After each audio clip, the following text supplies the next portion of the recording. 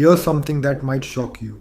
Studies show that 90% of people say cheating is morally wrong, yet nearly half of all married couples experience infidelity. Today we're exploring why this massive disconnect exists. Those numbers are staggering when you think about it. And they're probably even higher when you include emotional affairs and online relationships. Exactly. And what's fascinating is that it's not random at all.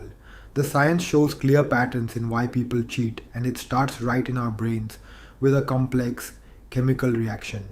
You mean the neuroscience behind infidelity? I've heard it compared to addiction. Well, that's exactly right.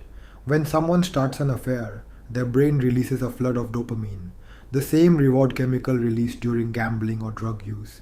It's literally intoxicating. So you're saying our own biology can work against our conscious choices? That's pretty unsettling. And it gets more complicated.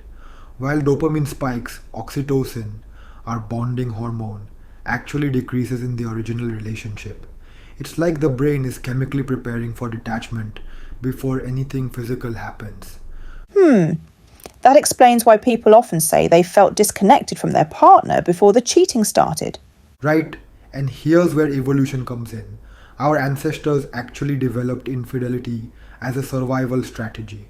For men, it was about spreading genes widely. For women, it was often about securing resources and protection. But we're not living in caves anymore. How does this ancient programming affect modern relationships? Well, that's the fascinating part. While we can override these instincts, they're still running in our background like old software. And when you add in modern stressors and technology, it creates the perfect storm. You know what's interesting? I've noticed that sometimes people in seemingly happy relationships cheat too. That's because cheating isn't always about unhappiness. Research shows it's often about validation, self worth, or even a response to personal growth.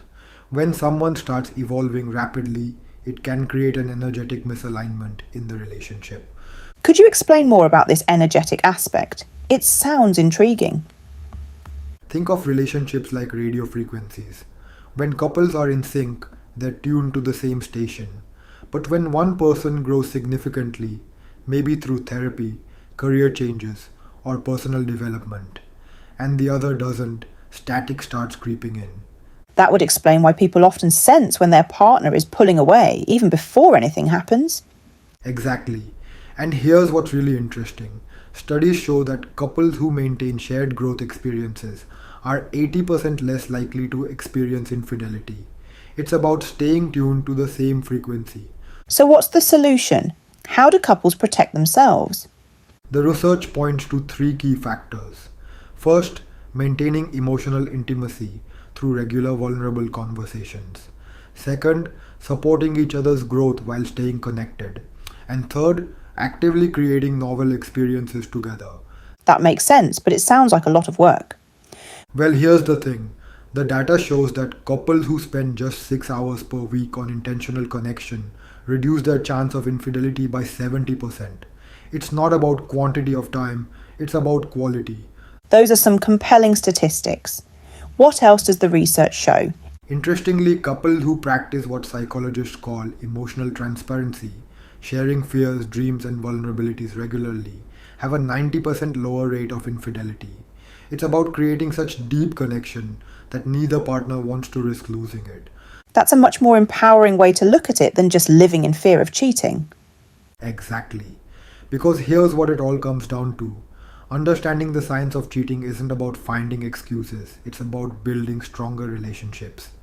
When we know what we're up against, biology, evolution, psychology, we can create conscious strategies to overcome these challenges. So it's really about prevention rather than paranoia. Precisely. And that's perhaps the most important takeaway. Strong relationships aren't accident proof, but they can be purpose built to withstand these natural challenges. It's about creating something so meaningful that neither partner wants to risk losing it.